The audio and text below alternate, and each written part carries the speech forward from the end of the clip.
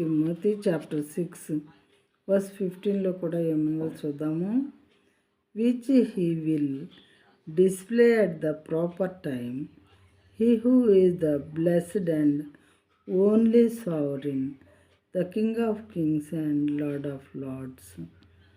15వ వచనం చూద్దాం. ప్రియమైన వాళ్ళారా, శ్రీమంతుడును అద్వితీయుడునగు సర్వాధిపతి యుక్త కాలముల యందు ఆ ప్రత్యక్షతను కనుపరచును.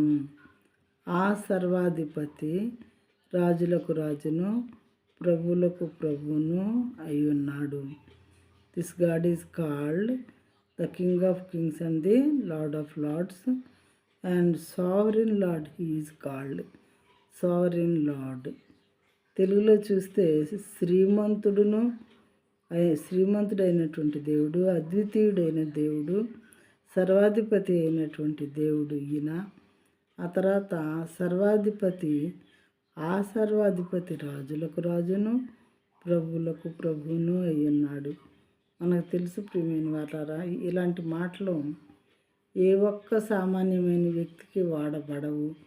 ఏ ఒక్క గొప్ప అధికారులకు కూడా వాడబడనటువంటి మాటలు ఇవి.